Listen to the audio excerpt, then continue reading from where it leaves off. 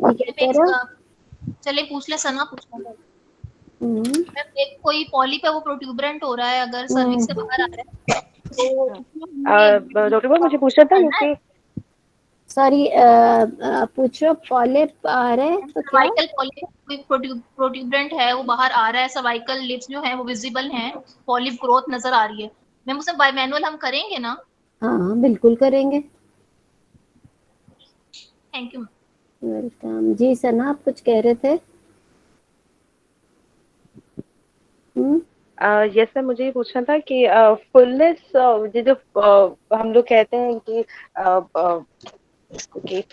Fullness in the fornix has been felt, उसको काफी लोग अभी ये कोर्स में हम लोग यही सुन रहे हैं कि फुलनेस ना बोले, कुछ इसको टर्मिनोलॉजी दें जिसे डिफाइन करें, कोई फर्म मैस आपको मिल रहा है, वेल डिफाइन मिल रहा है, लेकिन ना फिर अभी हम लोगों ने ना बहुत ज्यादा केयरफुल पीवी करने की कोशिश की, लेकिन फिर भी वो ऐसा ना कोई डिमार्केशन प्रॉपर ऐसा महसूस ही नहीं हो रहा हम्म। कि जिसको हम लोग कहें कि well defined mass has been hmm. Felt, तो उसको कैसे बता दें। देखो, मुझे ये बताएं कि फुलनेस क्यों होती है फॉर्निसिस में? What do you exactly mean by fullness? जब हम बाय मैनुअल कर रहे हैं और आपको फॉर्निसिस क्लियर नहीं मिले तो जाहिर सी बात है फुलनेस है। तो व्हाट इज, वो क्यों होगी? डॉक्टर मास की वजह से होगी ना, जब मैस होगा तो वो फुल हो जाएगा और मैस की वजह से। जरूरी नहीं, और क्या वजह हो कोई सकती है? सिस्टिक चीज हो जैसे। और एडहेजन्स हो सकती है मैम। नहीं, असाइड्स। एडिशंस में नहीं मिलेगी फुलनेस, और सिर्फ दो असाइड्स। वजूहत से। एसाइटिस। दो असाइड्स। वजूहत से, बिल्कुल। दो रीजन से मिल सकती है फुलनेस फॉर्निसिस में। या तो वहां पे कोई मैस है, या फिर वहां फ्लूइड है। तीसरी और कोई चीज हो नहीं सकती। एडिशंस वगैरह जो है वो रिस्ट्रिक्टेड मोबिलिटी ऑफ विसरा जरूर कॉज कर सकते हैं, लेकिन वो ऐसा फुलनेस तब भी करेंगे अगर वो एडिशन से कोई सिस्ट बन जाए या कोई इन्फ्लेमेटरी सिस्ट वगैरह वहां आ जाए। लेकिन अदरवाइज एडिशंस रिस्ट्रिक्टेड मोबिलिटी कर सकते हैं विसरा की, लेकिन फुलनेस नहीं। तो फुलनेस आपको दो वजूहत से मिलेगी, या वहाँ मैस होगा या फिर वहां पे फ्लूइड होगा। अगर आपने तो आप देख लोगे, अगर अगर तो आपको मैथ्स मिला तो yes you will have to define it. आप फिर कहोगे कि इस तरह का मैसेज जो सारा आपको एब्डोमेन में मिला था उसी को आपने पेल्विक एग्जामिनेशन पे एक्सप्लेन कर देना। अगर मैथ्स नहीं है तो फिर वो फ्लूइड की फुलनेस है, वो भी आप एक्सप्लेन कर चुके होगे एब्डोमिनल एग्जामिनेशन में। तो फिर इसमें कंफ्यूजन की क्या बात है? बट यस यू कैन से it does not really mean कि अगर आप बाय मैनुअल कर रहे हो और उसमें आप कहो कि जी उसमें आप ये कमेंट नहीं कर सकते हो कि फुलनेस नहीं बोलना, क्या बोलना है, या फिर मैथ्स ही बोलना है, क्योंकि इट्स नॉट ओनली मैथ्स जिसकी वजह से आपको फुलनेस मिलेगी। फ्लूइड भी हो सकता है वहां पे जिसकी वजह से आपको फुलनेस मिल सकती है। तो जरूरी नहीं कि आप उसे डिफाइन ही करो। Fluid you can not define fluid actually. आप उसमें यही कहते हैं कि there is fullness in the fornices, और probably it's because of the abdominal fluid जो आप एक्सप्लेन कर चुके होगे एब्डोमिनल एग्जामिनेशन में। डॉक्टर रूबा, एक पेशेंट हम लोग ने देखी थी, एंडोमेट्रियोमा की पेशेंट थी, उसकी 5 सेंटीमीटर की सिस्ट थी, हम्म। उसके राइट साइड पे हमें फोनिक्स फुल मिल रही थी, और ऐसा लग रहा था जैसे कोई, ठीक है। जैसे ना फॉल डाउन ऑफ रूफ ऐसा मिल रहा था। हमने बहुत उसको ऐसे डिमार्केट करने की कोशिश If की, you कुछ भी cannot demarcate it, then you don't need to worry about it. ऐसी कोई बात नहीं है। लेकिन obviously if there was a mass और वो mass आपको एब्डोमेन पे मिला है और आप बाय मैनुअल कर रहे हो और सिर्फ फुलनेस बोल रहे हो, तो नहीं, फिर आपको उसी मैस को दोबारा एक्सप्लेन करना है। बट अगर आपको एब्डोमेन पे कोई मैस नहीं मिला, but you can find some fullness in the fornix, but you can not exactly define कि इट्स मैस और फ्लूइड, तो you don't need to explain कि वो है क्या सारा कुछ। लेकिन डेफिनेटली फ्लूइड आपको बाय मैनुअल फुलनेस देगा, मैस यूनिलैटरल भी हो सकता है। डॉक्टर रूबा, आपसे एक क्वेश्चन था। जी।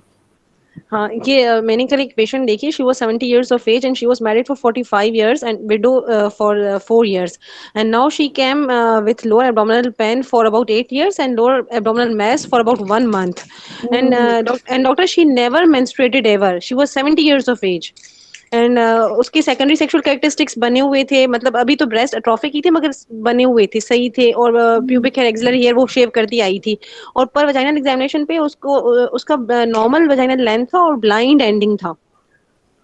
तो अभी जब हम इसके जो और इसका एक स्कैन किया हुआ था, स्कैन पे उसकी ओवरीज भी नॉर्मल थी और यूट्राइन मैस दिया हुआ था, मगर मैस को ज्यादा डिफाइन नहीं किया हुआ था, यूट्रस इनलार्ज था, और पीए पे उसका यूट्रस 16 वीक साइज मिल रहा था।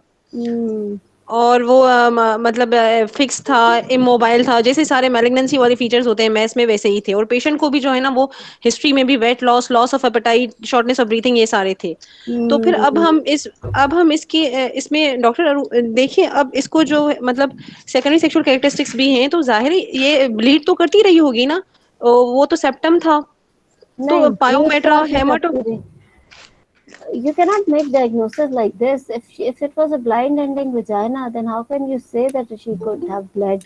वो ब्लीड नहीं नहीं करती नहीं रही होगी। जब उसने कहा नहीं कि नहीं, उसको ब्लीड, एमेनोरिया है, हाँ। तो एमेनोरिया है, वो प्राइमरी जी जी एमेनोरिया है। तो क्या जी जी, वहाँ डायग्नोसिस उस लग रहा है इसका, जिसमें सेकेंडरी सेक्सुअल कैरेक्टरिस्टिक्स प्रेजेंट है, ब्लाइंड एंडिंग वजाइना है, और but the uterus is there और ओवरीज भी हैं, तो क्या, और सेकेंडरी सेक्सुअल कैरेक्टर्स भी प्रेजेंट है, तो फिर क्या वो।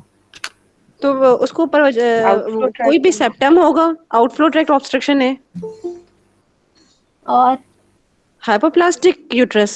देखो, it can not be septate uterus, it can not be an obstruction of any uterus. अगर ये ऐसा कुछ होता तो फिर वो बहुत सिवियर पेन के साथ टीन एज में प्रेजेंट कर चुकी होती, विद कॉल्पोमेट्रा और हेमाटोमेट्रा एंड एटसेट्रा एटसेट्रा। मतलब how can you say she is now 70 years of age, okay fine, वो तो उसकी पहले की बात थी कि वो प्राइमरी एमेनोरिया था, बट ये सारी फाइंडिंग्स आपको मिल गई हैं, तो she is going more towards that MRKH syndrome, नहीं? जी जी डॉक्टर, बट वो जो उसका स्कैन था, लेकिन उस वो कह रही है स्कैन पे कि तो उसको 17 वीक्स यूट्रस का था। यूट्रस है। सॉरी, इस पीए पे 16 वीक साइज ये यूट्रस मिल वो तो रहा था। बाद में और मैस इस बन गया ना, वो तो कोई फाइब्रोइड उसके जी ऊपर बन गया होगा, या हो सकता है कोई और ओवेरियन मैस हो या व्हाटएवर, वो तो अलग बात है। बट द थिंग इज के प्राइमरी एमेनोरिया की कॉज उसमें सेप्टेट यूट्रस हो ही नहीं सकती, पूरी नहीं जिंदगी नहीं गुजार दी उसने।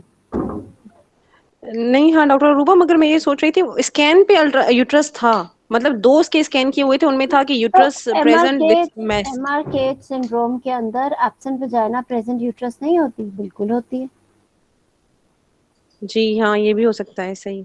हो नहीं सकता है क्योंकि उसके अंदर, अगर obviously she is an x case, देखो क्या हो सकता है, सेकेंडरी कैरेक्टरिस्टिक्स प्रेजेंट है। अब कैरियोटाइपिंग अगर उसकी ठीक ना होती, 70 ईयर्स की वो वहां बैठी हुई है, या तो वो अगर उसके ट्रू हेमाफ्रोडाइट होता तो उसके टेस्टिस भी वहां प्रेजेंट होते, तो अब तक तो सीए करके वो पहली बुरा हाल हो चुका होता। अगर वो 45x वाला केस होता तो वो अब तक टर्नर और हार्ट और पता नहीं क्या क्या मसा, शी 70 इयर्स ऑफ एज, उसने पूरी जिंदगी गुजार ली है बड़े बड़े आराम से। अगर वो ऑब्स्ट्रक्शन, ये रिप्रोडक्टिव ट्रैक्ट ऑब्स्ट्रक्शन वाला केस होती, जैसे कि इम्परफेक्ट हाइमन या फिर सेप्टेट यूट्रस एक्सेट्रा एक्सेट्रा, तो वो क्या, तो वो ऐसे ना होता केस। इसका मतलब है कि वो ब्लीड करती रही, या तो वो हेमेटोमेट्रा बन चुका होता, या फिर वो पीछे एंडोमेट्रियोसिस बन चुका, पता नहीं क्या क्या बन चुका होता, क्योंकि वो ब्लीड कर रही है तो वो कहीं तो जा रहा होगा ना ब्लड उसका सारा। तो आपने इसका primary amenorrhea is no more her problem however, लेकिन ठीक है, आपको एक उसका पता होना चाहिए डायग्नोसिस क्या पॉसिबल हो सकता है, और उसके बाद आप उसको अपने के लिए ट्रीट करोगे, ठीक है। और ऐसे पेशेंट के अंदर तो डॉक्टर रूबा, ये एमआरकेएच के साथ हाँ, एडिनेक्सल मैस बना इट यानी? Could be adnexal, it can be uterine as well, because uterus तो प्रेजेंट है ना। और सेकेंडली ये कि ऐसे पेशेंट के एग्जामिनेशन के अंदर आप पीए पे बात खत्म नहीं कर देते हो, अगर उसकी ब्लाइंड वजाना है या इफ शी इज अनमैरिड, तो आप उसका पीआर करोगे, ठीक है। फिर डॉक्टर हम उसमें मैस को मतलब कैसे डिफाइन करेंगे कि ये मैस यूट्राइन मैस कैसे है, मतलब अब You तक तो cannot हेमाटोमोटा। define it. You cannot define it because you have not done PV. Everybody knows that you cannot define it. आपने उसका पीवी नहीं किया है, इसलिए आप उसको डिफाइन नहीं कर सकते, लेकिन आप उसका पीआर तो कर सकते हैं। पीआर के ऊपर we can not exactly define कि वो कहाँ से अराइज कर रहा है mass, but yes we can at least comment on the size of the mass and a bit of consistency और वो सारी चीजें। तो ऐसा पेशेंट जिसमें आप पीवी नहीं कर सकते तो फिर आप पीआर करते हो, ठीक है। मैडम एग्जाम्स में भी हम लोगों को बहुत डॉक्टर सारे सीनियर्स सदफ का कहते हैं कि है, PR नहीं करना। क्या कह रहे हो? हाँ नहीं, आपने कहना है, आपने एग्जामिनर से कहना है कि I would like to do her per rectal examination preferably in the presence of her mother, और वो फिर एग्जामिनर खुद ही मना कर देंगे। वो ऑब्वियसली आपने कमेंट तो करना है ना, ताकि उनको पता लगे कि आपने करना है। मुझे बताएं डॉक्टर सदफ का है जिनका आज का केस है, किसी को पता है कि वो है इस वक्त या नहीं है? डॉक्टर मैं यही हूँ, लेकिन आपने कंफर्म नहीं किया था, इसलिए ये आ मैंने गई सदफ, मुझे लगा। क्या हुआ?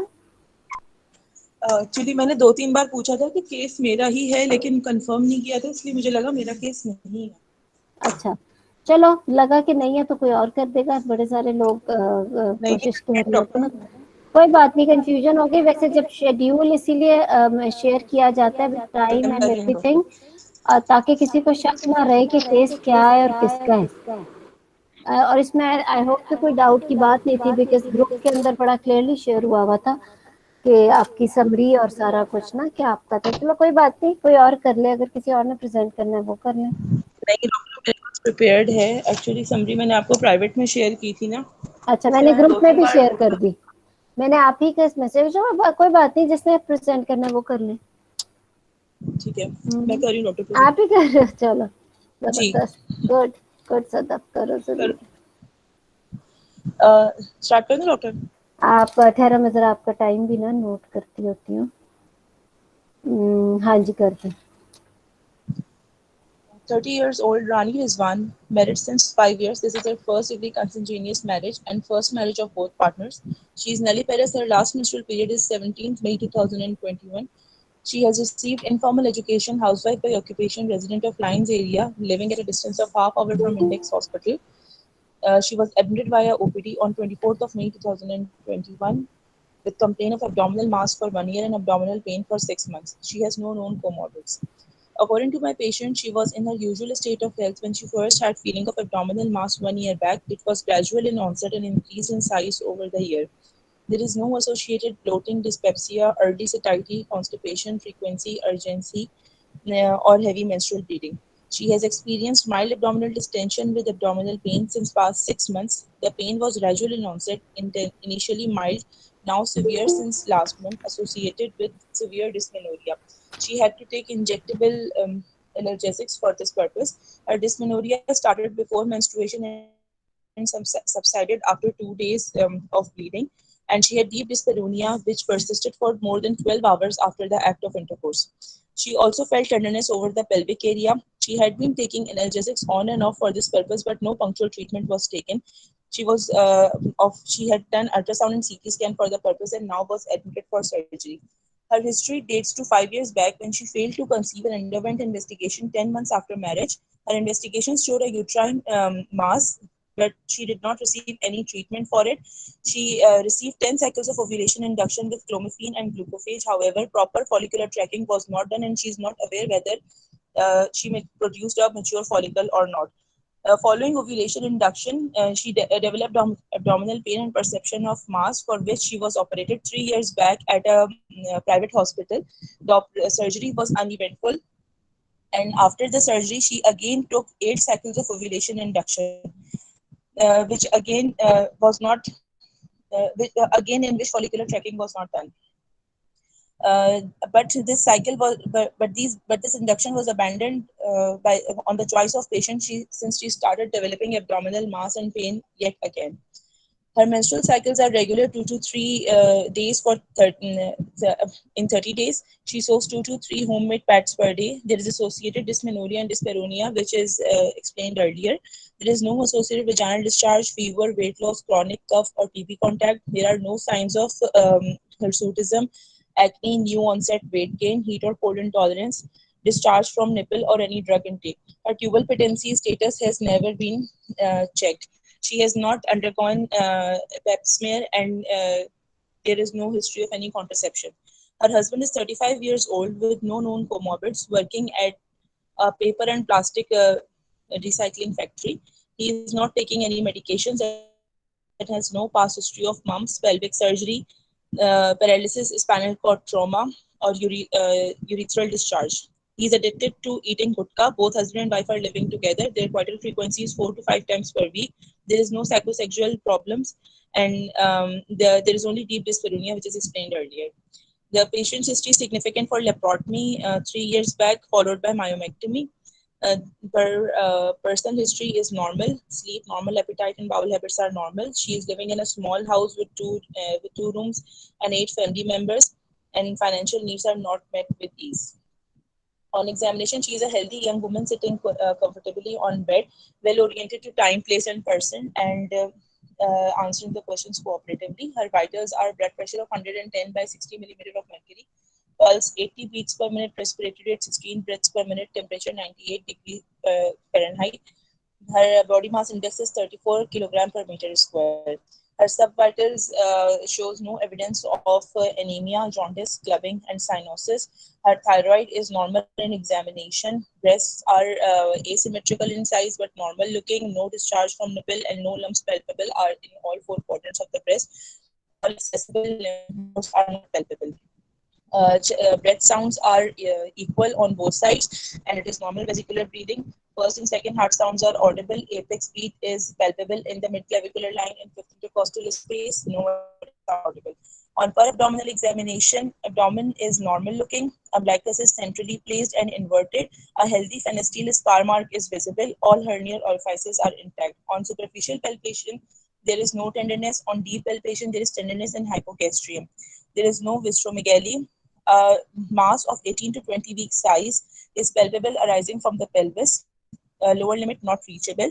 It is tender to touch, freely mobile, firm in consistency, with regular margins, smooth surface, and overlying skin is not adherent to the mass. On per speculum, cervix looks healthy. Pap smear was taken. There is no discharge. On bimanual examination, uterus is not felt separately from the mass. It measures 18 to 20 week size, freely mobile but tender to touch. All fornices are clear. That's it.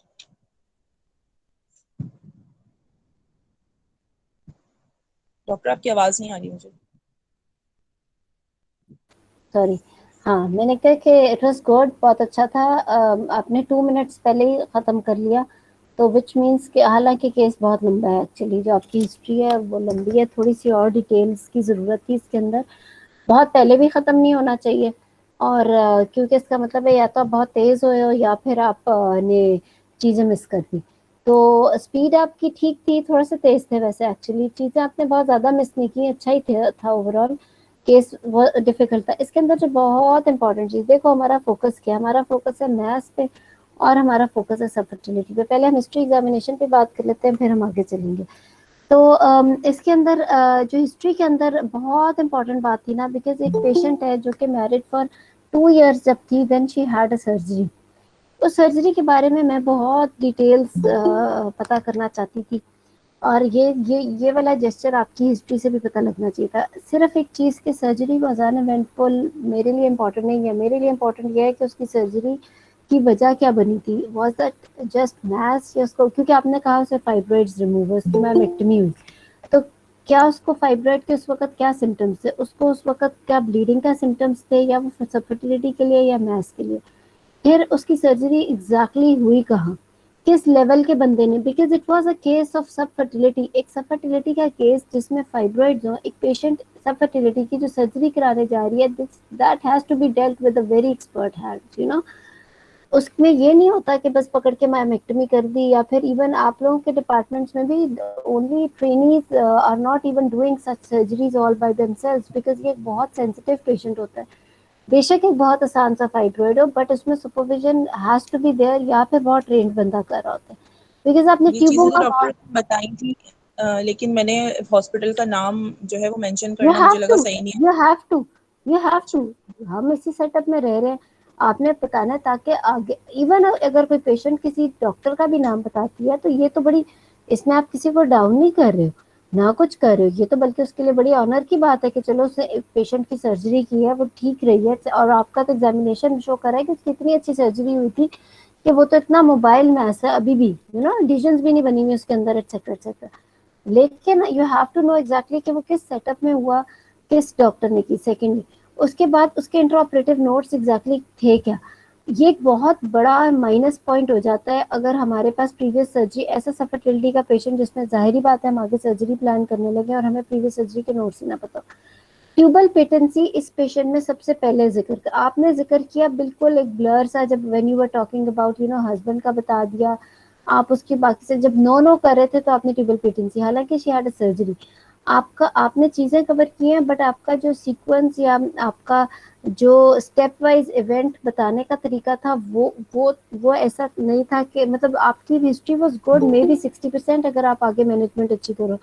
But again जिस तरह हमेशा मैं भी कहती हूँ, सारे actually लोग कहते हैं कि तैयारी जो है वो 70% वाली होनी चाहिए, आपके जो है वो 60% वाला था. 70 होएगा तो ही फिर आप 60 प्लस गेन कर सकोगे। तो आपने तो इसके अंदर जो सीक्वेंस ऑफ इवेंट्स है, because she is a case of fertility, maths तो बेचारी शायद करती ना करती, पहले एक ऑपरेशन भी उसने करा लिया, जो मुझे समझ में आया उसको ब्लीडिंग तो कभी नहीं हुई, लेकिन you should have mentioned it, इससे आपका आगे डायग्नोसिस भी आसान होगा। डीडी की बात आप जस्टिफाई कर सकते हो आगे अगर हम बात करें। तो सर्जरी प्रीवियस मेंशन करना, उसकी ट्यूबों को बहुत डिटेल में बताना, अगर ट्यूबें चेक हुई हैं वो बताना, अगर ट्यूबें चेक नहीं हुई तो उसके पीछे पड़ना कि उसकी ट्यूबें चेक नहीं है, या मे भी कमेंट नहीं किया, लेकिन patient was told after surgery that her tubes were normal, right. Patients को पोस्ट ऑपरेटिवली डॉक्टर जाके सारी फाइंडिंग्स बताता है, मे बी उसने नोट्स में मेंशन नहीं किया, but patient was told that उसको कुछ पता, तो जाहिर बात है यही बताया गया था, तो उसे 8 दफा ओवुलेशन इंडक्शन मिली।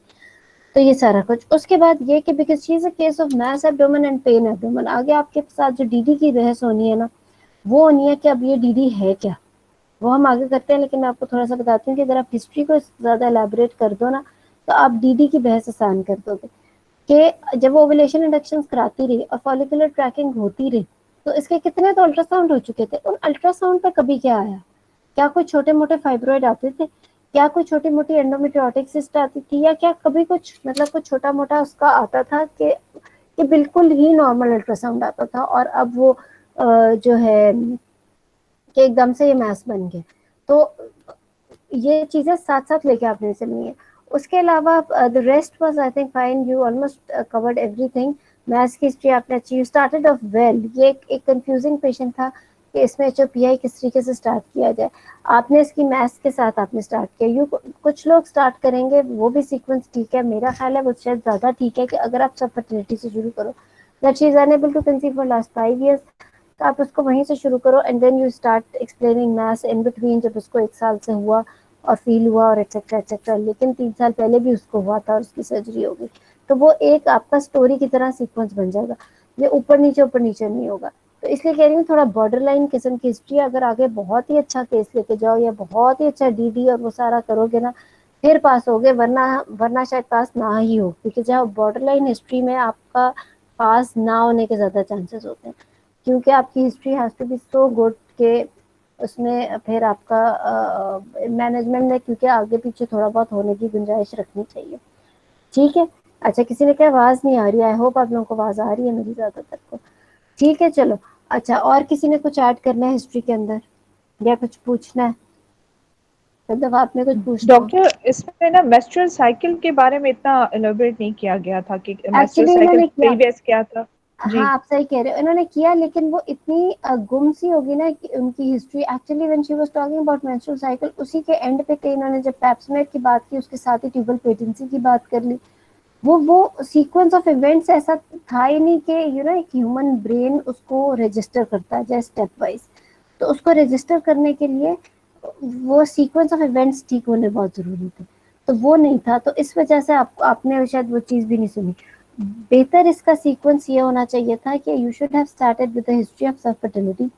सब फर्टिलिटी बताते हुए आप यहाँ तक कि you also forgot that it's the first marriage of the couple and the frequency of coitus, and also if they are living together for the last 5 years, या फिर मियाँ कभी कहीं बार, these are some very very important things.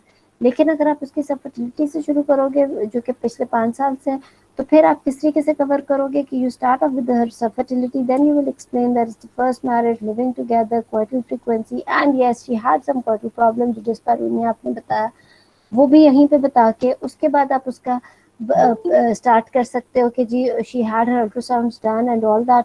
Husband की report उसकी हमेशा ठीक आती रही, you never mention that her husband, आपने हस्बैंड की डिटेल्ड हिस्ट्री बताई, शायद आपने कहीं सीमेन एनालिसिस का जिक्र किया होगा which I must have missed it, but I what मुझे ये रजिस्टर हुआ कि आपने सीमेन एनालिसिस का जिक्र ही नहीं किया कि उसका मियाँ का कभी हुआ कि नहीं हुआ।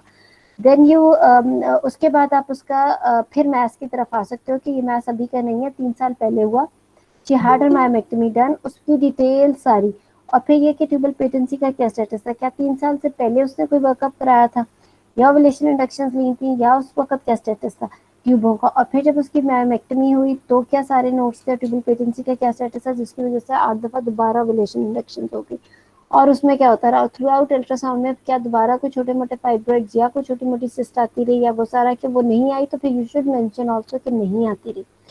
उसके बाद आप उसका जब ये मैथ्स का सारा एक्सप्लेन कर दो and its association with pain और वो सारा कुछ, तो उसके बाद आप फिर डिटेल्ड सब फर्टिलिटी की हिस्ट्री स्टार्टिंग राइट फ्रॉम जो आपने बाकी सारा सब कुछ बहुत अच्छा एक्चुअली कवर किया, लेकिन मुझे सुन के रजिस्टर करना पड़ा था कि हस्बैंड की हिस्ट्री अब आ गई है, मेंस्ट्रुअल हिस्ट्री अब आ गई है, अब क्या आ गया, अब क्या आ गया, तो वो चीज़ें फिर एंड पे आ जाएंगी। लेकिन एक ये पूरी स्टोरी की तरह करोगे तो आप कोई चीज़ मिस नहीं करोगे, क्योंकि इसके अंदर आपने बहुत ही इंपॉर्टेंट बातें एक्चुअली मिस की हैं। इसलिए कह रही हूँ कि अगर आगे बहुत अच्छा केस ना जाए तो ये इसमें पास होना मुश्किल भी हो सकता है। ठीक है, चलो, examination was good, I like your examination, आपने अच्छा वो बता दिया सारा उसका एब्डोमिनल एग्जामिनेशन। एक चीज़ और भी कि अगर आप मैथ्स को थोड़ा सा और एक्सप्लेन करते हैं, आपने कहा 18 to 20 वीक साइज मैथ्स था, तो उस शायद आपने कहा भी हो, मैंने मिस ना कर दिया कि कौन कौन से क्वाड्रेंट्स उसने एग्जैक्टली ऑक्यूपाई किए हुए हैं। और क्योंकि फिर वो यही हो जाता है कि उसकी टेंडरनेस राइट साइड पे लाए, लेफ्ट, और फिर then I don't really remember if you mention about any fluid, signs of fluid in the abdomen. Sadaf, आपने इस पर कोई कमेंट किया था? डॉक्टर, मैंने नहीं परकशन पे कमेंट नहीं किया। नहीं किया ना, तो ये कुछ छोटी बातें आपने मिस कर दी, वो थोड़ा सा इसमें आई अंडरस्टैंड ये भी हो जाता है बिकॉज प्रॉब्ली आप यू वर नॉट श्योर, थोड़ी कंफ्यूजन होगी कि केस प्रेजेंटेशन थी कि नहीं थी, क्योंकि एग्जाम में तो when you are performing it at the moment और उसी वक्त व्हेन यू आर प्रेजेंटिंग, तो there are very less chances that you miss such things like percussion or anything in a patient who is having mass। तो क्योंकि उसी वक्त आपने examine किया होता है और उसी वक्त ये आप प्रेजेंट कर रहे होते हो, तो और स्पेशली अगर आपने एग्जामिन कर लिया और अगर आप प्रेजेंट करने में भूल, देखो छोटी मोटी गलतियां हो भी सकती हैं, वो कोई इतनी बड़ी बात नहीं होती है, तो वो कवर भी हो जाता है। जैसे बहुत सारी चीजें बोलते हुए कोई फैमिली हिस्ट्री बताना भूल गया, कोई बात नहीं, वो चीज, बट यस जो हमारे सब्जेक्ट से रिलेटेड चीज है वो उस पर नहीं होता। फिर if you have done it, अगर आपने परफॉर्म कर दिया लेकिन आप बोले नहीं हो, तो एग्जामिनर ने भी देखा था कि आपने मिस नहीं किया फ्लूइड, तो she can always remind you कि आपने मेंशन किया या नहीं किया। तो ये चीजें वहां पे भी इतना मार्जिन तो हो ही जाता है, तो उस पर हाथ पांव फैलाने की जरूरत नहीं होती। ठीक है, ठीक है, और कुछ किसी ने ऐड करना है?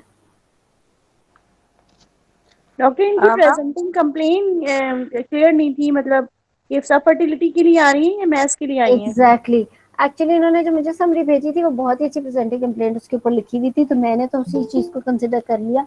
इन्होंने बोली उस तरह से नहीं है, इन्होंने बोलने में जो है ना वो HOPI बस शुरू कर दिया actually.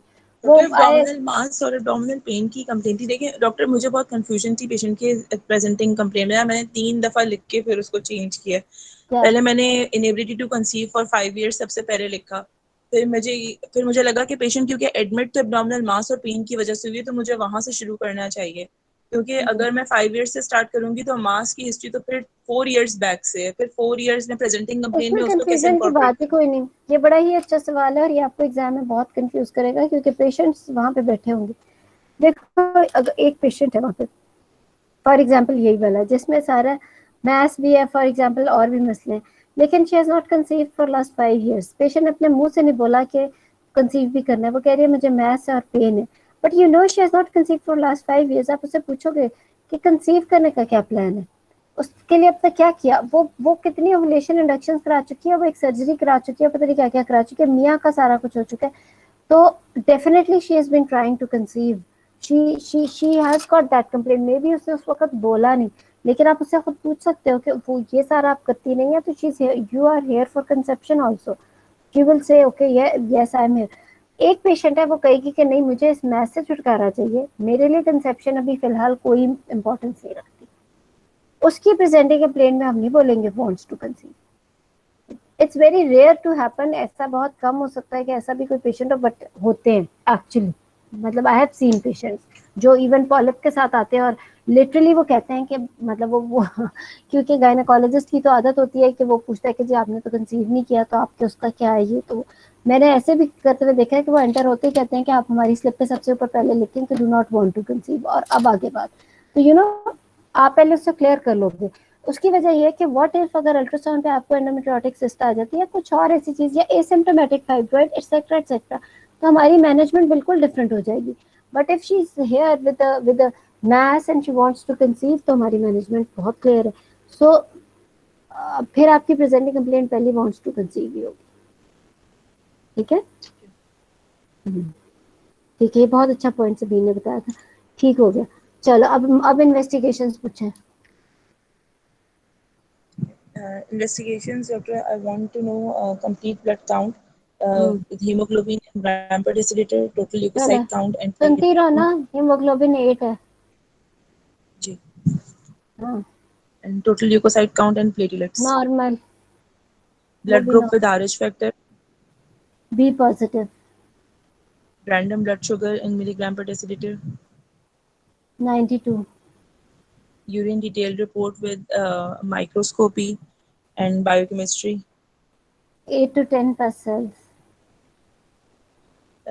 and Hep C and Hep B status, COVID negative, PCR, negative, serum follicular stimulating hormone, luteinizing hormone, thyroid stimulating hormone, and prolactin on follicular and luteinizing on day 2 of the menstrual cycle. शाबाश, ठीक है।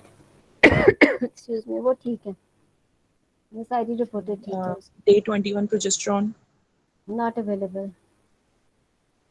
transvaginal scan for uterine size, endometrial thickness and regularity, any uterine and ovarian pathology.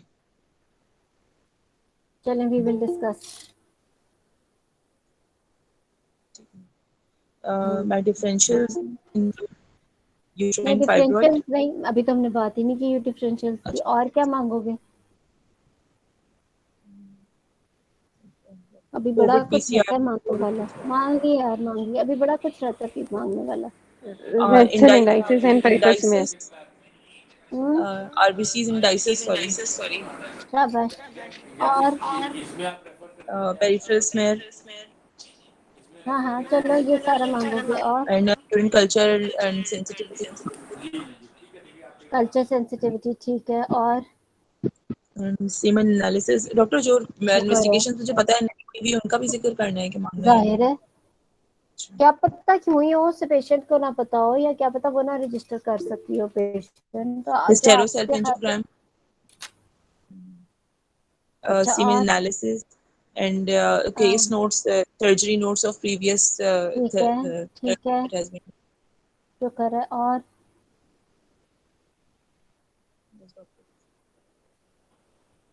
हम्म, ठीक है, और कोई comment?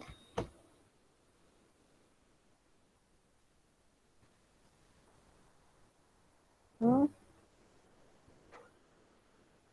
अच्छा देखो, बिल्कुल ठीक है, आई होप आवाज आ रही है मेरी आप लोगों को। अच्छा जी हाँ. बिल्कुल, अच्छा ठीक है, आपने सही है, बाद में आपने ठीक मांग ली, लेकिन इस तरीके से तो एग्जाम में नहीं ना होएगा, काम चलेगा। उसकी वजह ये है कि जब आप मांग के चुकोगे तो बस फिर तो गए काम से, क्योंकि आपने असल इन्वेस्टिगेशन तो मांगी नहीं हुई थी। अपना ये रिफ्लेक्स बना लो, जहाँ हीमोग्लोबिन कम है वहीं एनीमिया की टाइप रूल आउट, वहीं खड़े खड़े कर लो टाइप रूल आउट। जहाँ यूरिन में पसल्स पे खामोश ना हो ना, आप और मांगो, नाइट्रेट्स चाहिए, ल्यूकोसाइट्स चाहिए, पीएच चलो मांग लो, मतलब आप उसको, उसके urine complete has got other things as well. उसके बाद आप उससे उनसे पूछो कि was that mid stream urine और not, and then you will ask for culture sensitivity there and then. आप वहीं पे खड़े खड़े मांग लो ना। अगर आपको मैंने B positive for hepatitis B positive भी दे दूं कभी, तो वहीं वहीं एलएफटीज मांगो और काम खत्म। तो इस तरीके से, बाकी शुक्र है आपने डे 2 वगैरह मांग लिया। फिर प्रोजेस्टेरॉन में डे 21 प्रोजेस्टेरॉन, मुझे क्या पता डे 21 के, 28 डे साइकिल, मैंने अपनी पिछली क्लास में भी कहा था बहुत ज्यादा। तो ये आपकी इन्वेस्टिगेशन मांगने का स्टाइल बिल्कुल ठीक नहीं था। You need to practice it more. I am sure आपने आपको हिस्ट्री वगैरह लेनी आती है, बट आपने अब ये होमवर्क करना है, 3 दिन लगा लो, हॉस्पिटल ना जाओ, पहले ये होमवर्क करो। हिस्ट्री के पॉइंट्स तो चलो, आई थिंक पॉइंट्स आपको पता है, आपने सिर्फ सीक्वेंस ठीक करना है, लेकिन इन्वेस्टिगेशन हर हर टॉपिक से रिलेटेड उसकी बनाए। और आपने, बिकॉज वहां पे तो सिर्फ रिफ्लेक्सेस काम करते हैं, वहां तो दिमाग ही काम नहीं करता कि किसके अंदर क्या मांगना है। फिर इतना इंपॉर्टेंट मरीज हस्बैंड जी मैंने एनालिसिस ही नहीं मांगा, ट्यूबल स्टेटस और फिर प्रीवियस सर्जरी के नोट्स, वो तो नहीं हम भूल सकते ना मांगने। तो ये सारा कुछ आपने जरूर मांग लेना, ठीक है। टीवीएस आपने ठीक मांगा, बट मुझे थोड़ा और चाहिए था कि आप मांगते, because again TVS is something जो कि हमारा डायग्नोसिस पूरा का पूरा बताएगा हमें एग्जैक्टली कि क्या है, और उसके ऊपर ही हमने चलना है। तो आप, yes you will start off with endometrium etcetera etcetera, but then mass के भी पीछे पड़ जाना कि कहाँ से आ रहा है, ब्लड फ्लो क्या है, साइज क्या है, साइट, और वो सारा कुछ आपको चाहिए, क्योंकि आपको बड़ा ही सही कंप्लीट अल्ट्रासाउंड चाहिए। तो इस तरीके से आपने करना है। और कोई इन्वेस्टिगेशन तो नहीं इन्होंने मिस की? डॉक्टर इसमें एब्डोमेन पेल्विस मांगेंगे ना, क्योंकि मैस है तो असाइटीज वगैरह और लिवर और इसका भी, यहाँ सिर्फ इसको पेल्विस का होगा हमारा, क्योंकि मैस में तो it's better abdomen to pelvis ask की for abdominal pelvic. There is, हाँ, लेकिन ये कोई इतना बड़ा ब्लंडर नहीं है, but yes you can ask abdominal pelvic के अंदर। फिर वो कहते हैं कि इसका लिवर से क्या ताल्लुक, या इसका, इसकी जगह अगर आप केयू भी साथ मांग लो और पेल्विक स्कैन, तो वो भी ठीक है, because the mass is coming from pelvis, तो वो भी सही है। तो अलग से पूरा एब्डोमेन में स्प्लीन का इससे क्या ताल्लुक, लिवर का इससे क्या ताल्लुक, वो तो फिर हो जाता है। अच्छा, मैम और प्रीवियस इसके अंदर scans to see ovulation occurred or not on a exactly मैंने ये अपने कॉर्नर पे लिखा हुआ है एंड के लिए, कि अगर प्रीवियस स्कैन के उसके ऊपर ओवुलेशन इंडक्शन कितना असर करती है और कौन सी वाली करती है, और प्रीवियस में कोई इंडिकेशन, मतलब कोई भी पैथोलॉजी, क्योंकि उसके उसके ओवुलेशन इंडक्शन होती रही हैं, फॉलिकुलर ट्रैकिंग भी अगर होती रही है, तो वो सारा। और थायराइड फंक्शन टेस्ट मांगोगे या नहीं? डॉक्टर मांगना तो चाहिए फर्टिलिटी के मांगोगे, केस में। बिल्कुल ठीक है, ठीक है। तो ये सारा कुछ ठीक है। अब अपना ये सारा अपना क्लियर कर लो प्लीज, अपनी इन्वेस्टिगेशन की तैयारी कर लो। ये कोई इतना, देखो हिस्ट्री एग्जामिनेशन इन्वेस्टिगेशन ये तो हर कैंडिडेट ने करना है। टॉपिक्स की लिस्ट बनाओ और इसकी प्रैक्टिस करो। ये मैं पहले भी कह चुकी हूँ, चाहे रोजाना 1 घंटा पहले उठ जाओ, 6 बजे उठ जाओ, 5 बजे उठ जाओ, घंटा उठ के यही काम करो कि हिस्ट्री एग्जामिनेशन इन्वेस्टिगेशन क्या करनी है। ठीक है, अच्छा चलो अब मुझे बताओ मैनेजमेंट, मैनेजमेंट करते हैं। पहले डीडी की बात करेंगे। My provisional diagnosis from history examination is uterine fibroid, since it is a firm pelvic mass, mobile, and she has a history of fibroid as well.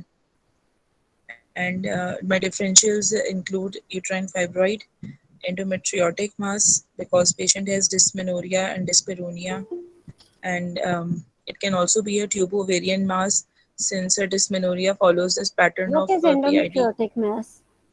Sorry, What is endometriotic mass? Endometriotic endometriotic. Cyst का हो ना, endometriotic अच्छा, mess तो कुछ समझ ही नहीं आया, मुझे लगा शायद एंडोमेट्रियम से कोई मैस। नहीं, एंडोमेट्रियोटिक जो जो टर्म है endometriotic उसको ठीक cyst. बोले। हाँ जी, ठीक है। Or it can also be a tubo-ovarian mass, since the patient has dysmenorrhea which begins before the cycle and subsides within 2 days of menses, and she has a history of pelvic surgery, but it is least likely. And it can also be a non-gynecological mass.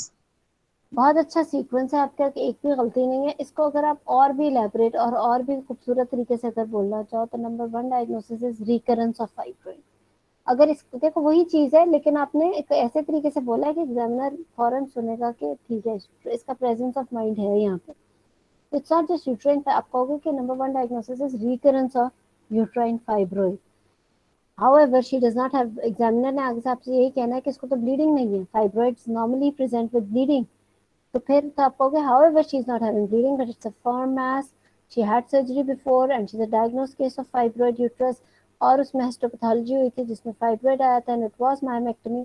तो it is a possibility that it's a recurrence of a fibroid, और also previously भी इसको bleeding नहीं थी, सिर्फ mass ही था। तो probably it is a recurrence of the uterine fibroid, number 1। Number 2 में आप कह सकते हो कि as she is not having bleeding, she is having a mass and pain, so it is probably, and pain is so much associated with periods and with the intercourse and all, तो probably endometriotic mass या endometriotic, ये जो आपने endometriotic mass या actually बोला था endometriosis या endometrioma या endometriotic cyst। और फिर तीसरे नंबर पे आपका ट्यूबोवेरियन मास, बिल्कुल ठीक है। Actually DD was good, but again इसका अगर आप और ज्यादा खूबसूरत तरीके से बोलो तो इस तरीके से हो जाएगा। ठीक है, नॉन गायनेकोलॉजिकल मास, बिल्कुल ठीक है। किसी ने कुछ ऐड करना है इसके डीडी में? मैम अगर इन्होंने ट्यूबो ओवन में स्टीडी में इंक्लूड किया है तो फिर इनको हिस्ट्री भी थोड़ी बतानी चाहिए थी ना, उसमें हिस्ट्री में थोड़ा उसको एक्सक्लूड कर देना चाहिए था ना ट्यूबरकुलोसिस के हिसाब से। ट्यूबोवेरियन का है but not exactly tuberculosis, probably she is talking about, हो सकता है एब्सेस, या उसमें उन्होंने हिस्ट्री के अंदर डिस्मेनोरिया डिस्पेरोनिया बड़ा अच्छा कवर किया था, पेन को अच्छा साथ एसोसिएट किया था। लेकिन इसके अंदर फिर एक इशू आएगा कि अगर आप इसको ओवेरियन की तरफ लेके जा रहे हैं तो why didn't you ask for the tumour markers? सदर, Dr. Ma's की lower limit was not reachable. It was so mobile, and uh, I did not. It seemed like rising from uterus, so I was very sure that देखो, tumor markers are अगर considered. ऐसे मौके पे फंस ही गए हो ना कि आपने इन्वेस्टिगेशन में ट्यूमर मार्कर जैसी कोई चीज मिस कर दी है, examiner is now asking you, जिस तरह मैंने आपको एकदम से दिखाया कि why didn't you mention tumour markers, तो वहां पर कहोगे कि my further investigation will depend on my ultrasound report. अव्वल तो ये आपको कह देना चाहिए था अपनी इन्वेस्टिगेशंस के टाइम में, वाइवा शुरू होने से पहले ही, क्योंकि अल्ट्रासाउंड तो एग्जामिनर ने दिया नहीं, तो आपको उधर ही कह देना चाहिए था कि मैं further investigation will depend on my ultrasound report, ठीक है ना। लेकिन अगर आपने ये बात मिस कर दी है because you were so sure कि आपके एग्जामिनेशन में और उसकी हिस्ट्री प्रीवियस भी मायोमेक्टमी की थी और वो सारा, और जाहिर बात है उसकी पहले फॉलिकुलर ट्रैकिंग होती रही है और उसकी कोई एंडोमेट्रियोटिक सिस्ट तो आई नहीं स्कैन के ऊपर, एंडोमेट्रियोटिक सिस्ट एकदम से तो नहीं ना 20 सेंटीमीटर की बन जाती, पहले जो उसके स्कैन्स होते रहे हैं, फाइब्रॉइड के बाद भी ओवुलेशन इंडक्शन लेती रही है, तो उन सारों में भी स्कैन्स अगर होते रहे हैं तो कहीं तो एंडोमेट्रियोटिक सिस्ट छोटी मोटी आ जाती जो बड़ी हो गई, तो आप ये भी जस्टिफाई कर सकते हो। लेकिन अगर आपने एग्जामिन कर लिया और आप कोई आपने किसी चीज को मिस नहीं करना, तो आप कह सकते हो कि मैं further investigation will depend on my ultrasound report. तो बिकॉज आपका डीडी जो है वो आगे ओवेरियन सिस्ट की तरफ और टिबो ओवेरियन मास या मे बी टिबो ओवेरियन एब्सेस शायद आप कहना चाह रहे हो उसकी तरफ जा रहे हैं, तो आप बिल्कुल कर सकते हो, ठीक है। ठीक है, आई थिंक इन्वेस्टिगेशन में कोई कोई क्वेरी रह नहीं गई, किसी का कोई सवाल? मैडम बस क्वेरी यही है कि इन्होंने कहा कि डिस्परूनिया पेशेंट को इतना सीवियर होता है, it remains for 12 hours and she 12 need injectable medications, so हाँ, what sort of dyspareunia it was? ये भी ठीक बात है कि डीप डिस्पेरोनिया था, सुपरफिशियल था और वो सारा कुछ, ये बिल्कुल बहुत अच्छी बात है क्योंकि इसका मतलब है she should be so tender because you when you examined आपने तो इतनी टेंडरनेस और वो चीजें मेंशन उसकी की नहीं। डिस्पेरोनिया मींस के जब एग्जामिन आपने किया तो वो टेंडर भी उतनी ही होनी चाहिए थी, थोड़ा सा ये रिलेट नहीं कर रहा, तो या तो डॉक्टर फिर ये अगर आप बताया था डीप पेल्पेशन पे भी टेंडरनेस थी हाइपोगैस्ट्रियम में, और मास पेल्पेट करने में भी टेंडरनेस थी, पर थी टेंडरनेस, बायोमैनुअल एग्जामिनेशन में भी टेंडरनेस थी, सब जगह मेंशन की थी। ठीक है टेंडरनेस तो थी इनको, ठीक है। तो डीप डिस्पेरोनिया इन्होंने मेंशन किया था कि उसके अंदर होता है और साथ में ये कि 12 आवर्स तक रहता है जिसके लिए ओरल मेडिकेशन लेती हैं, I think it was sufficient जो उन्होंने साथ मेंशन किया, और अगर उनको उस चीज़ को एग्जामिनेशन के साथ रिलेट किया तो इट वाज गुड। और इसके ऊपर भी फिर कर लेते, क्या कॉज फिर आपको लग रही है, क्या वजह होगी टेंडरनेस की, है सदा? Doctor it can be a degeneration good, of ऐसे फाइब्रॉइड। नहीं बोलना, ऐसे नहीं बोलना, देखो वही बात है कि ये वो बातें हैं जो हर कैंडिडेट बोलेगा, ये वो टर्म्स है, जिस तरह आपने डीडी बहुत अच्छा बोला, आपका डीडी का सीक्वेंस बिल्कुल ठीक था, आप लोगों को मैं जितने भी लेक्चर्स ले रही हूँ उसमें डीडी पे बहुत लोग फंस रहे होते हैं एक्चुअली, अच्छी भली बहुत ही अच्छी हिस्ट्री एग्जामिनेशन इन्वेस्टिगेशन वाले लोग फंस जाते हैं, आई वाज सो ग्लैड कि आपकी डीडी का सीक्वेंस वाज रियली गुड।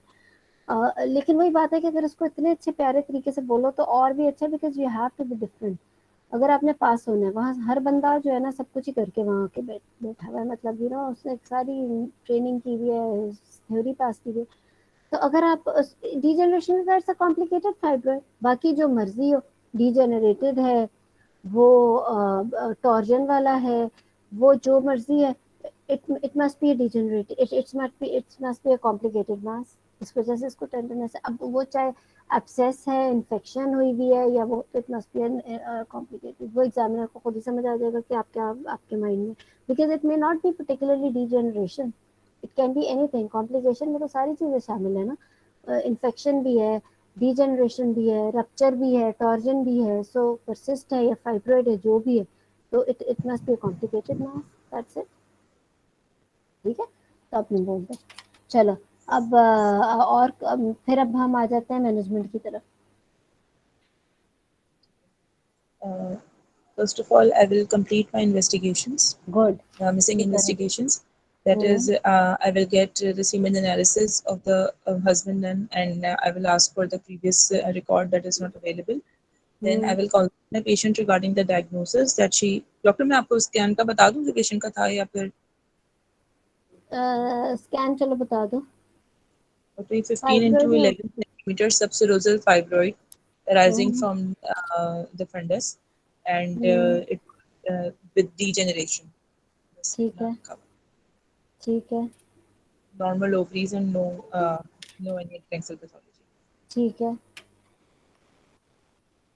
ठीक So है, I will फिर बताएं। explain the diagnosis to the patient that he has a recurrence of the fibroid, and since it is large in size and degenerates and has a complication which explains her pain, and then I will discuss the modes of management with her.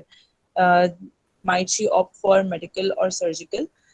My preference for the patient would be a trial of gonadotropin analogs for to reduce the size of the fibroid, and then for to go for the surgery for myomectomy, since it is a large fibroid, and directly going for the surgery she might end up in hysterectomy. So I would like to go for gonadotropin analogs and then for the surgery. अच्छा ठीक है। नहीं तो सदफ, मुझे बताओ कि आपके department में या वार्ड में ऐसा कोई पेशेंट होता है, यही पेशेंट है तो क्या करते हैं? डॉक्टर हम लोग मैंने डीजेनरेटेड कोई इतना क्रॉनिक केस देखा नहीं अपनी ट्रेनिंग में ना, अक्यूट ही देखे थे, ये तो chronic Have you patient he. ever seen any patient with fibroid who is given GnRH analogs in your department training, or if you ever heard of such case? नहीं। And why are you talking? जो चीज ना देखी, ना कभी practice की, ना किसी को करते देखा, आपने एग्जाम में ही बोल के आपने अपने आप को फंसाना है। मतलब भाई आप क्यों कर रहे हो जो देखा ही नहीं? देखो, जब आप कहीं भी फंसो ना एग्जाम में, तो पहले सबसे सोचो कि मेरे डिपार्टमेंट में इसके बारे में क्या होता है, या और बगैर सोचे समझे वो बोल दो जो डिपार्टमेंट में होता है। वो चीज गलत नहीं लिखी, I am telling you that. वहां पे फंसोगे नहीं, क्योंकि एक तो आपने 4 साल वो चीज देखी है, करते रहे हो और सुपरविजन में होती रही, और दूसरा ये कि कोई वो चीज गलत नहीं हो रही, आई नो दैट।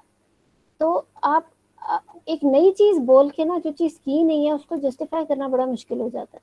तो so you have to be very very careful. आप बहुत ही बड़ी बात कर रहे हो, एक्चुअली बहुत ही बड़ी बात। GnRH एनालॉग्स दे के अजीब सी बात है। तो ये, और ऊपर से एक कॉम्प्लिकेशन ऑफ अ फाइब्रॉइड हुई हुई है, पेन के साथ वो पेशेंट है, you are prolonging it more. GnRH means what? Once per month. Once per month means कि आप उसे कम से कम 3 से 6 महीने तो प्रोलॉन्ग कर रहे हो सर्जरी को। और आई डोंट नो उसके बाद, and have you ever seen any, okay, कितने patients ending up in hysterectomy देखे हैं विद द फाइब्रॉइड? माइमेक्टमी करने गई मरीज थिएटर में and she ended up in hysterectomy. कोई भी बता दे। 4 साल की ट्रेनिंग में किसी ने कितने पेशेंट्स देखे जिसकी माइमेक्टमीज हो गई और उनकी हिस्टेक्टमी? डॉक्टर सब सीरोजल 1% फाइब्रॉइड में रेशियो हम होता है। वो तो नहीं देंगे GnRH? कोई भी फाइब्रॉइड हो, GnRH तो चलो अभी बात अलग हो गई। हिस्टेक्टमी किसने देखी है? मरीज थिएटर गई थी माइमेक्टमी कराने, वो उसकी हिस्टेक्टमी गई। मल्टीपल फाइब्रॉइड में देखा था डॉक्टर। How many times? 1% की भी कम नहीं देखा very madam. less incidents, very less incidents. Then why are you talking about something which actually maybe happens in हजारों में एक, not even 100 में एक? मैं नहीं कहूँगी 1%, it is much lesser than 1% incident। नहीं होता ऐसा, तो क्यों हम ऐसी बात करें पेशेंट से? उसे और पहले बातें करें ना, उसके क्या पता एडिशंस बने सर्जरी। अब it's going to be second surgery with the same problem. उसको रिकरेंस के लिए कंसर्न है, वो अपनी ट्यूबों के लिए कंसर्न है, वो अपनी उन चीजों के लिए कंसर्न है, and you are immediately talking to her about something जो कि पता नहीं, वो तो कितनों में किसी एक को शायद हो। तो प्लीज अपनी अपनी ये स्टेटमेंट और अपनी प्रेफरेंस एग्जाम में इस तरह से नहीं। तो and just don't talk about things which are not done, except कि एग्जामिनर आपसे रोक के पूछे कि इस पेशेंट में GnRH के बारे में आपका क्या ख्याल हो। तो फिर आप यही, इसमें तो खैर आप कह सकते हो कि पेन के साथ मरीज है, मैंने इसको आप प्रोलॉन्ग करके क्या करना। ऊपर से GnRH इज सो एक्सपेंसिव, फायदा उसका है नहीं। 100% रिवर्ट कंडीशन हो जाती है फाइब्रॉइड में। 100% साइज अगर वो 60% कम करे 6 महीनों में, तो 100% बढ़ा भी रहा है अगले महीनों में अगर रोक दे। And then intraoperatively the surgery becomes difficult. And again, अभी किसी डॉक्टर साहब ने बोला था कि it's a subserosal fibroid, why you take it treating it as an intramural fibroid? आपने किसी वजह से स्कैन के ऊपर इसकी एग्जैक्ट ओरिजिन और एग्जैक्ट लोकेशन फाइंड आउट किया ना, तो आप उसको इस तरीके से नहीं लेके जाओगे। So these are very few things which are so very. तो आपने किस तरीके से काउंसलिंग शुरू करनी है? आपने उसके साथ आपको खुद भी देखो, जस्ट इमेजिन, सीधी सी बात है। जैसे फ्रैंकली आप, मैं तो ये सजेस्ट करूंगी कि ऐसे समझो कि उस पेशेंट की जगह पे आप खुद हो, या तना सा आपका कोई बहुत करीबी रिश्तेदार है, मे बी योर सिस्टर, कि she had a surgery before in इतनी यंग एज में, When she was 26, 27 years old, she had a surgery with the same problem, and now she is again having the same problem 3 साल के बाद. और उसके जहन में एक ही बात है कि अब मेरी अगर मीनोपॉज तक इसके रिकरेंस के चांसेस हैं तो मेरी कितनी ऑपरेशंस तो और होंगे इस चीज को लेकर. तो you have to be very उसके साथ उसका आप इसी तरह अप्रोच करोगे कि I will counsel her that she has got recurrence of the fibroid which can happen in इतने percent of cases, 10 to 11% of cases जिनमें ओपन सर्जरी प्रीवियसली हुई हो. तो इट्स नॉट लाइक कि कोई वजह हो गई. It is a complication which is written in books, right? So recurrence can happen because it's a problem of a reproductive age group, and she's having pain because of this. Probably this is also the cause of her fertility. However, I would like to have a look कि इसका एक fibroid है. there may be more than one fibroids because अगर एक बना तो उससे ज्यादा भी हो सकते हैं. अल्ट्रासाउंड पे जरूरी नहीं कि अगर एक आया तो हो भी एक ही.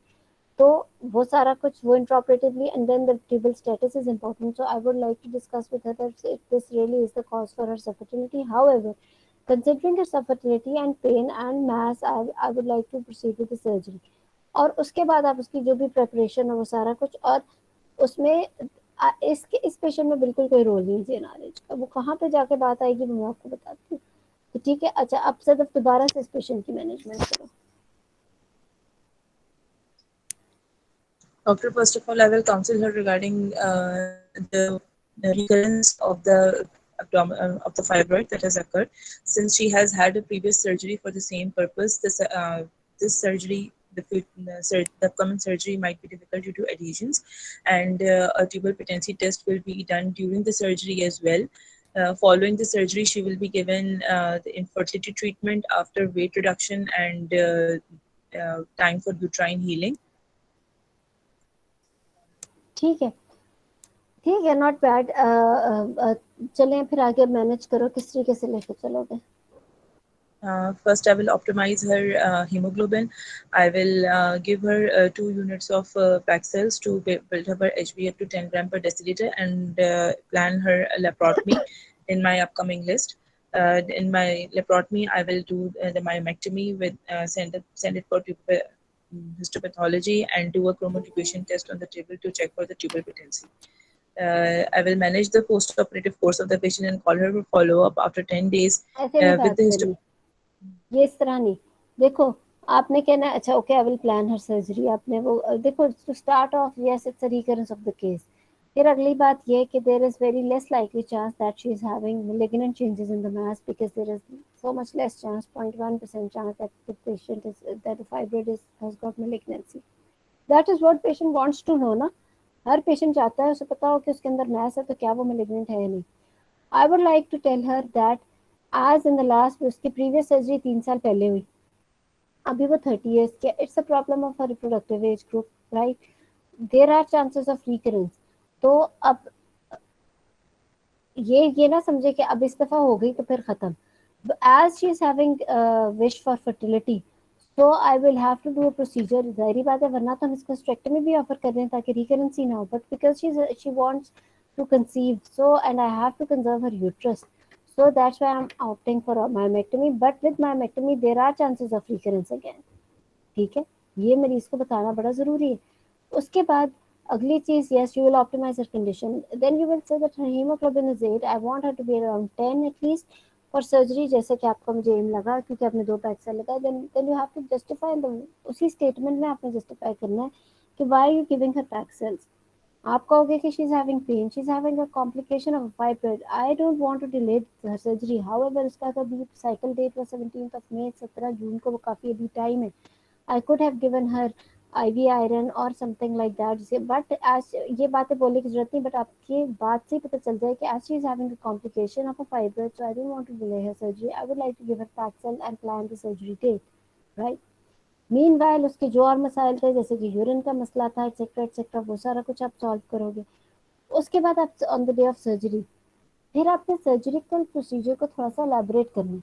आपने बताना है कि आपने किस इंसिजन से जाना है, आपने इंट्राऑपरेटिवली क्या क्या चीजें देखनी है.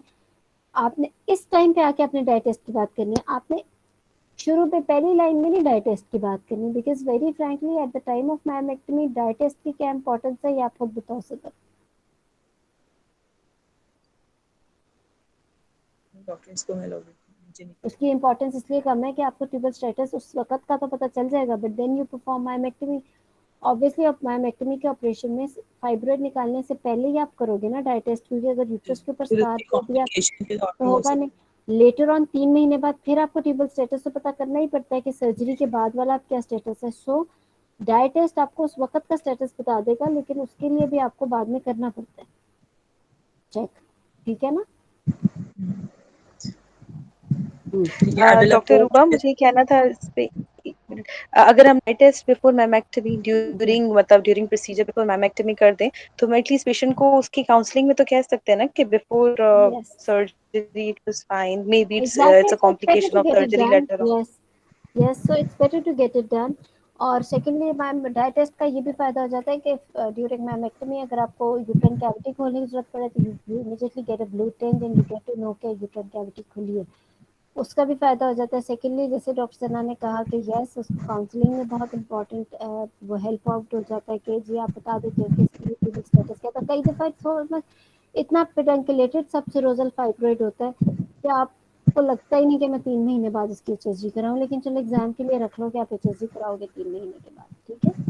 तो फिर आपने उसमें ठीक है, तो फिर और फिर इस दौरान आपने बोला कि I would like to minimize her blood loss, I would like to be very meticulous, yeah, I would like to do it in such good skills that it should not cause much of adhesions. I can spill anti-adhesive chemical like hyaluronic acid into the cavity so that further post-operatively there are minimal adhesions.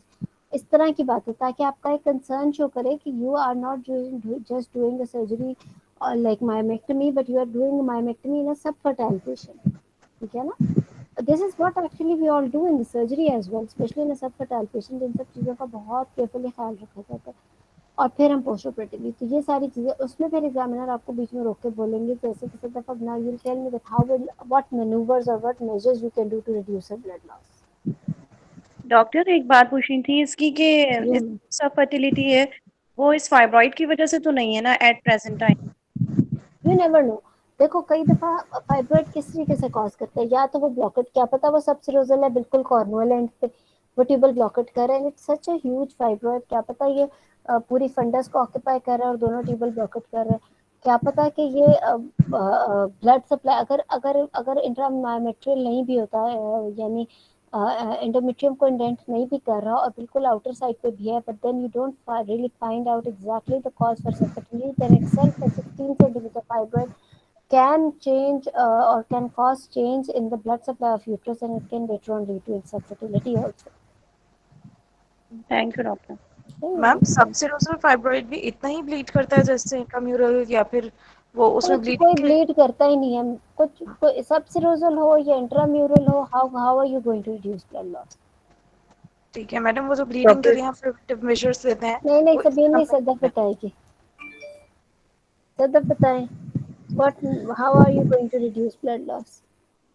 Doctor, my meticulous approach will involve early like clamping or contouring the blood vessels that I might encounter from my scar, and I would like to use No, diathermy we for. don't clamp और immediately cauterize the scar वाली vessels। इतना time नहीं होता जब आप उसके uterus के ऊपर कट लगा रहे हो and then you find the fibroid।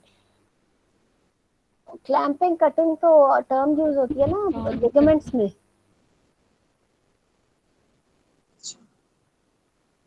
we don't cut ligaments in fibroid। चलो आगे, और क्या मैन्यूवर्स करोगे। अगला बताओ, अच्छा बता रहे थे, आगे। And then after entering the abdominal cavity, अच्छा आप शुरू I से would बता like. रहे हो, ठीक है ठीक है, आई थॉट कि आप यूट्रस के ऊपर बता रहे हो, फिर ठीक है। After entering the abdominal cavity, I would clamp the fibroid stalk before incising it, and I would keep away from all the vascular areas, and और I. क्या बताएं, Huh? ठीक है, और भी हम बातें और बताओ, शाबाश, गुड। चलो कोई और बता दे, how are you going to reduce or minimize blood loss in a myomectomy procedure? By the meticulous approach, by proper the tissue handling and reduce given the नहीं, ये जवाब नहीं है ब्लड लॉस का। सबीन Madam, ने हैंड रेज pre-operative, किया। Doctor, madam, pre-operatively, I will जी give no Sabeen, way na, एक please don't मिनट, get एक tonic. बोले, or rectally. सबीन बताएगी। हाँ, Preoperatively, I will place 4 tablets of misoprostol 200 milligram per rectally, and उसके अलावा जो है वो hemoglobin उसका optimize करके रखूंगी, blood arrange करके रखूंगी, और जब intraoperatively after induction of anesthesia उसको transamine भी दूंगी, और जब मैं ये abdomen open करके जाऊंगी, तो I will identify the anatomy of the uterus and identify anexa, and then I will apply the Boney's clamp or a tourniquet, Boney's myomectomy clamp or a tourniquet at the junction of good, the uterus and cervix. बिल्कुल ठीक है, ये पास होने वाला जवाब है वैसे, लेकिन इससे भी कहीं अच्छा अगर जवाब देना तो you can say that minimizing blood loss starts pre operatively. अगर सही तरह मिनिमाइज करना है तो यू कैन गिव, दे आप नहीं रहे, आप सिर्फ एग्जामिनर का थ्योरेटिकल जवाब दे रहे हो सवाल का, कि जिन पेशेंट्स में आपने मिनिमाइज करना होता है ब्लड लॉस, उसमें फिर आप GnRH एनालॉग्स 3 महीने के लिए देते हो और उसके बाद सर्जरी प्लान करते हो। लेकिन आज शी हैड डीजेनरेटिव फाइब्रोइड, इसमें तो नहीं कर रही। इसके अंदर फिर क्या करेंगे, जैसे सबीन ने कहा, प्री ऑपरेटिवली वो सारी तैयारी करेंगे, misoprostol, tranexamic, blood arrangement etcetera etcetera, intraoperatively Bonney's clamp. और एक और चीज़ भी है, वेजोप्रेसिन, किसी ने शायद चैट में मेंशन भी किया, गलत डोज मेंशन कर दिया। 20 यूनिट्स एंड 200 ml सेलाइन डाइल्यूट करके 4 to 6 यूनिट्स आप देते हो इंट्रामायोमेट्रियल वेजोप्रेसिन। ये बहुत इंपॉर्टेंट चीज़ है और ये Ma'am, बहुत सिग्निफिकेंटली ब्लड लॉस कम कर देता है। जी Sabeen, ma'am, is it available at Pakistan nowadays? Because we have never seen anyone using it. अमीर लतीफ में होता है, अब आई डोंट नो बाकी जगहों पे किस तरह से अवेलेबल है क्या है, बट नहीं भी है तो आप एक ऑप्शन तो है ना, आप रिपीट बताओ कर कि दें डोज। कुछ भी नहीं, 20 यूनिट्स होते हैं एक एम्प्यूल के अंदर, उसको आप 200 ml नॉर्मल सेलाइन में डाल देते हो और डाइल्यूट कर देते हो, और टोटल आप 4 to 6 यूनिट्स अलाउड होता है इन सर्जरी। तो 20 मिनट्स इसकी हाफ लाइफ होती है, उसके अंदर अंदर आपके काफ़ी मेन चंक निकल आता है फाइब्रोइड का, आप मैनेज कर लेते हो ब्लड लॉस मिनिमाइज करते हुए मायोमेक्टमी, और ये बहुत significantly blood loss, it's always given intramyometrial. इसमें शायद डोज और बाकी चीज़ें इतनी इंपॉर्टेंट नहीं है जितना इसका ये इंपॉर्टेंट है कि इंट्रा मायोमेट्रियल दिया जाता है।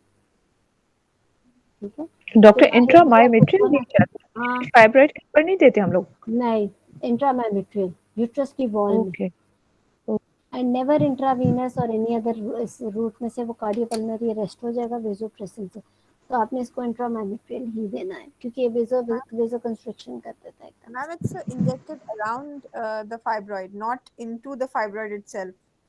हाँ, अराउंड से बेहतर है आप यूट्रस की वॉल में जाकर दे दो, वो ओवरऑल ब्लड सप्लाई वेजो कंस्ट्रक्शन कर देता है, आपको इंट्राऑपरेटिवली नजर आता है कि सफेद रंग की यूट्रस हो गई है और आप बड़े आराम से मायोमेक्टमी कर लेते हैं।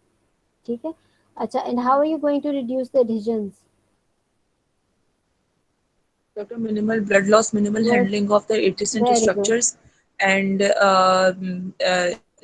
less wiping with the dry gauze, और and hyaluronic hyaluronic acid, acid, क्या hyaluronic बात, acid and spillage of ये ना hyaluronic इसके acid. मायोमेक्टमी के कुछ पेट क्वेश्चंस हैं, इनके 4-4 पॉइंट्स के फोकस्ड जवाब है, इसको इसी तरह 4-4 पॉइंट्स में कहीं लिख के रख लो कोने में।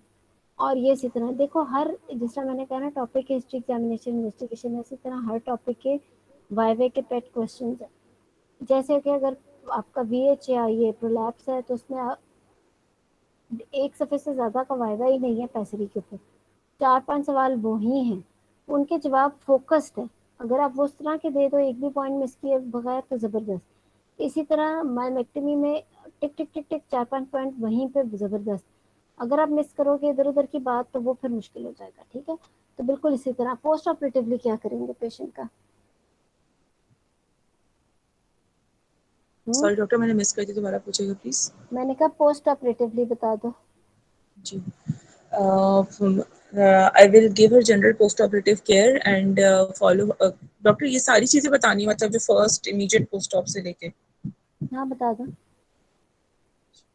I will shift the patient in the आपने post-operative ना ward. एग्जाम Allow में कभी भी नहीं पूछना एग्जामिनर से कि क्या है, ना ही नहीं आपने डॉक्टर, एक एक्चुअली जो अपने बहुत जैसे कार्सिनोमा या मेलिग्नेंसी की सर्जरीज होती हैं तो उसमें तो फिर डिटेल में बताते हैं, ये तो एक बराबर। इसमें हाँ फिर ठीक है, इसमें एक मैं वैसे एक आपको टिप दे रही हूँ कि एग्जाम के अंदर रुक के नहीं, अभी जैसे ये वाला पेशेंट है ना, इसमें अपनी तरफ से सबसे इजीएस्ट फाइब्रोइड बनाओ, अपनी तरफ से कहो कि बेशक सेकंड सर्जरी है लेकिन इसकी फिर भी कोई डिशेज नहीं थी, ट्यूबें इसकी खुली थी, पेडंकुलेटेड सबसे रोजल फाइब्रोइड थे, मैंने वहीं पर काटा खत्म किया और अब मैं इसको मतलब टेक इट वेरी इजीली कि ये कुछ भी नहीं, एक्सेप्ट कि एग्जामिनर ओके कहे कि नहीं उसके तो मल्टीपल फाइब्रोइड से इतने थे कि अब इसकी ट्यूब्स के पास भी था एक्सेट्रा एक्सेट्रा, वो अलग चीज है।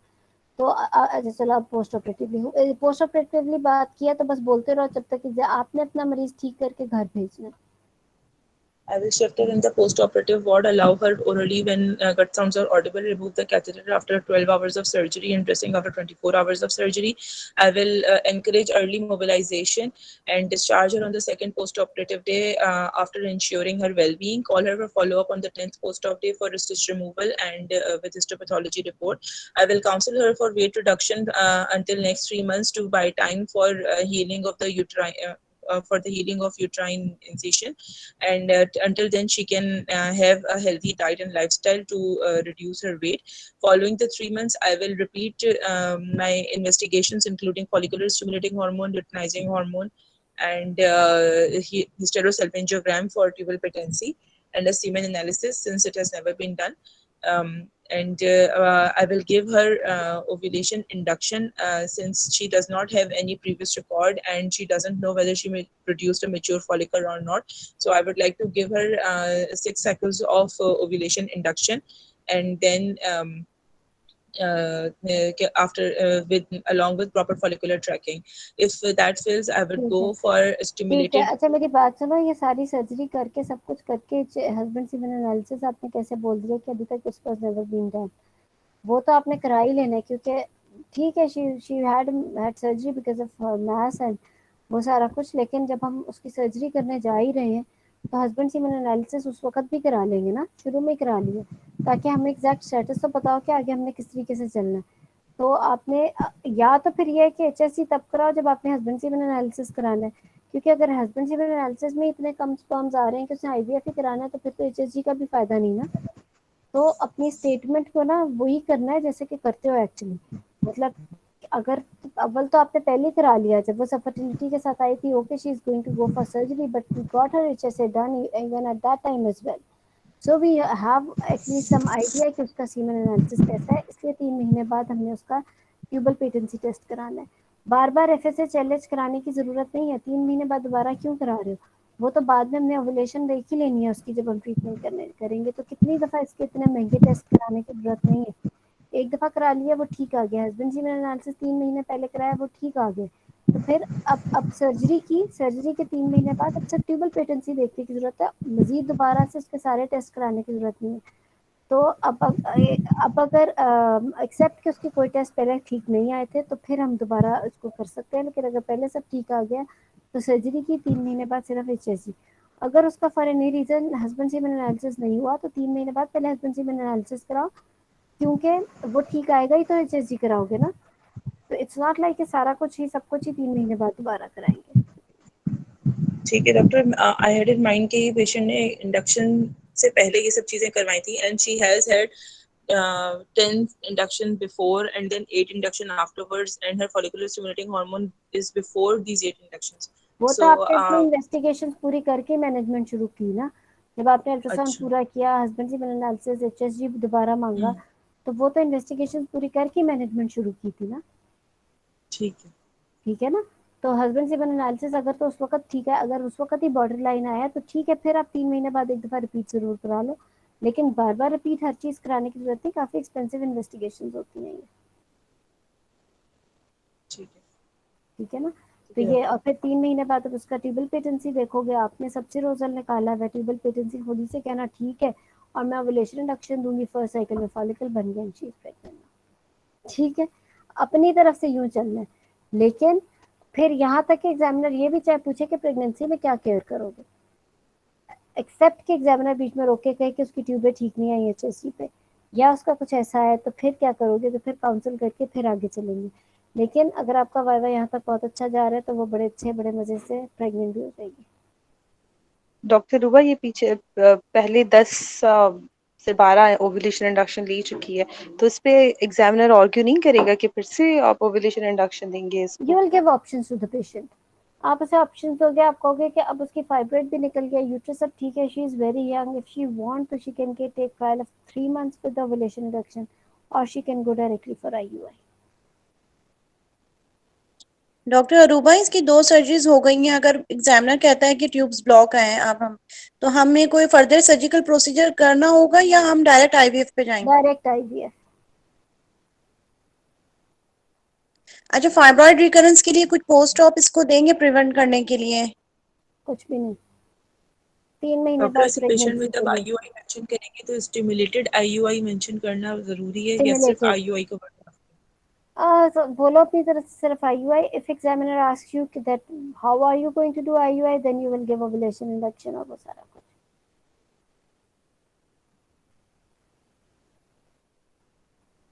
ठीक है? Thank you doctor Aruba. You're welcome. Doctor Aruba, अगर छोटा सबसिडोजल फाइब्रॉइड होता तो हम जाते क्या करते मैमेक्टमी? This is a good question. इसका तो बहुत बड़ा था। अगर छोटा subserosal होता तो फिर definitely if it's an asymptomatic fibroid which is causing no pain or no mass, then और उसकी tubal patency ठीक है तो आप उसको डायरेक्ट even IUI के लिए भी कह सकते हो। अच्छा डॉक्टर अरूबा, 3 to 4 सेंटीमीटर वाले जो फाइब्रॉइड होते हैं, एचएमबी करवा रहे होते हैं, और जैसे हमारी यंग पेशेंट है और नली पैरस है, तो उसके लिए फिर हम क्या सर्जिकल मेडिकल ट्रीटमेंट ले लिए, क्या ऑप्शन दे सकते हैं? देखो 3 to 4 सेंटीमीटर तो तब ज्यादा एचएमबी कराएगा अगर वो एंडोमेट्रियम को इंडेंट कर रहा है, तो फिर आप उसका फिर तो माइमेक्टमी करनी पड़ेगी ना। यंग और नली पैरस में मैमेक्टमी ही करेंगे ना, मतलब हम? बिल्कुल। अच्छा डॉक्टर रुबा, मुझे एक क्वेश्चन पूछना था, एंडोमेट्रोसिस का ही है। हमने एक पेशेंट देखी थी, she is just only 30 years of age, para 4+0. She has been come with a complaint कि उसे lower abdominal pain during menstruation, cyclic pain on defecation and micturition for the last 3 months that occur only on menstruation. अब patient का ये था कि she had never taken any treatment. उसका वही जो मैंने आपको बताया कि राइट साइडेड फोनिक्स फुलनेस भी उसकी मिल रही थी और अल्ट्रासाउंड पे सिर्फ 5 सेंटीमीटर की एंडोमेट्रोटिक सिस्ट थी। Patient does not want to conceive क्योंकि पैरा 4+0।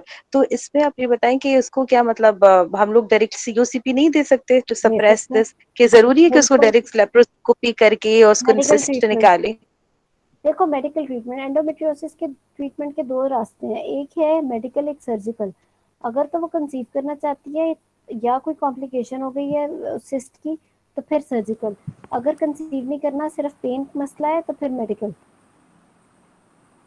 अच्छा डॉक्टर पर मुझ पे तो मतलब हमारा आर्ग्यू इसी पे ही हो रहा था एक दूसरे से कि मतलब ऐसा तो नहीं कि क्योंकि मेरी फ्रेंड से कह रही थी कि सिंस शी हैज डिस्चीजिया तो मतलब इट्स सो सिवियर कि जरूरी है उसकी लेप्रोस्कोपी। बड़ा जबरदस्त इसका ट्रीटमेंट है, मेडिकल ट्रीटमेंट।